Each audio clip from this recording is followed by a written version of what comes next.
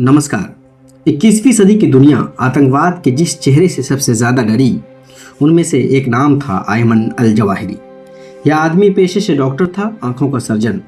अगर वह चाहता तो हज़ारों लोगों की रोशनी बचा सकता था, लेकिन उसने हथियार और बम उठाए और पूरी दुनिया को अंधेरे में झोंक दिया। ओसामा बिन लादेन के बाद जब अमेरिका का सबसे बड़ा दुश्मन खोजा जा रहा था तो उसका नाम सामने आया, अल जवाहिरी। वो सिर्फ आतंकवादी नहीं था, बल्कि एक ऐसा वैचारिक गुरु भी था जिसने पूरी पीढ़ी को कट्टरपंथ की ओर ढकेला। उसकी कहानी सिर्फ खून खराबे की नहीं, बल्कि यह भी बताती है कि कैसे एक पढ़ा लिखा संभ्रांत परिवार का इंसान नफरत और बदले की आग में पूरी दुनिया के लिए मौत का सौदागर बन गया। अयमन अल जवाहिरी का जन्म 19 जून 1951 को मिस्र की राजधानी काहिरा में हुआ। उसका परिवार बेहद शिक्षित और प्रतिष्ठित था। उसके पिता मोहम्मद रबी अल जवाहिरी एक जाने माने प्रोफेसर थे और उसका परिवार धार्मिक विद्वानों और डॉक्टर से भरा हुआ था। बचपन से ही अयमन को धार्मिक शिक्षा के साथ साथ आधुनिक पढ़ाई भी मिली। वह तेज़ दिमाग का था, पढ़ाई में अच्छा था और 15 साल की उम्र तक उसने पूरे कुरान को भी कंठस्थ कर लिया था।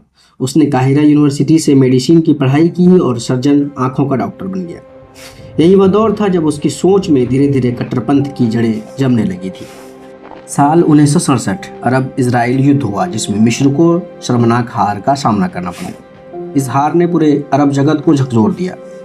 लाखों युवाओं की तरह अयमन भी इस हार से हताश हुआ और उसने समझा कि इसका कारण धर्म से दूरी और इस्लामिक मूल्यों को छोड़ना है। वह धीरे धीरे इस्लामिक जिहाद ऑर्गेनाइजेशन से जुड़ गया। उस समय मिस्र में राष्ट्रपति अनवर सादात सत्ता में थे। सादात ने इजराइल के साथ शांति समझौता किया, जो कट्टरपंथियों को गवारा नहीं था।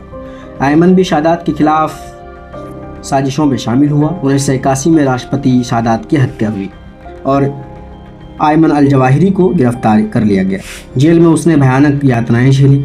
वहाँ से पूरी तरह उसे यकीन हो गया कि उनकी ज़िंदगी का मकसद सिर्फ जिहाद है। जेल से छूटने के बाद अयमन मिस्र छोड़कर सऊदी अरब और फिर पाकिस्तान चला गया। उस समय अफगानिस्तान में सोवियत संघ के खिलाफ जिहाद चल रहा था। यहीं उसकी मुलाकात हुई ओसामा बिन लादेन से। दोनों के विचार एक जैसे थे, अमेरिका और पश्चिमी देशों के खिलाफ लड़ना। धीरे धीरे अयमन ओसामा का सबसे बड़ा सलाहकार बन गया।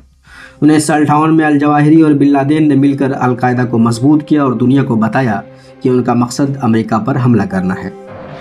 11 सितंबर 2001 का हमला यानी 9/11, जिसमें अमेरिका के वर्ल्ड ट्रेड सेंटर पर प्लेन से हमला हुआ, उसी विचारधारा की परिणति था। हालांकि इस हमले की सीधी साजिश रचने वाला ओसामा था, लेकिन पीछे वैचारिक रूप से अल जवाहिरी का हाथ था।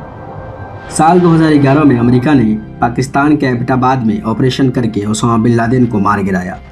इसके बाद अल-कायदा का नया सरगना बना अयमन अल जवाहिरी, लेकिन उसका दौर ओसामा जितना चमकदार नहीं रहा। उस समय तक दुनिया बदल चुकी थी। अमेरिका और उसके सहयोगियों ने अल-कायदा पर ज़ोरदार शिकंजा कस दिया था। फिर भी अल जवाहिरी ने अल-कायदा को जिंदा रखा। उसने अफ्रीका, यमन, सीरिया और अन्य देशों में फैले छोटे छोटे आतंकी संगठनों को जोड़कर एक वैश्विक नेटवर्क बनाने की कोशिश की। उसने ऑनलाइन वीडियो और संदेश के जरिए युवाओं को भड़काना जारी रखा। लंबे समय तक अल जवाहिरी अमेरिका की नज़र से बचता रहा, लेकिन आखिरकार 31 जुलाई 2022 को अफगानिस्तान के काबुल में अमेरिकी ड्रोन हमले से मारा गया।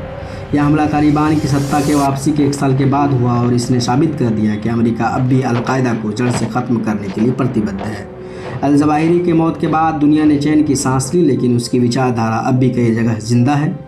कई छोटे छोटे आतंकी संगठन आज भी उसी कट्टरपंथी सोच को आगे बढ़ा रहे हैं। नमस्कार।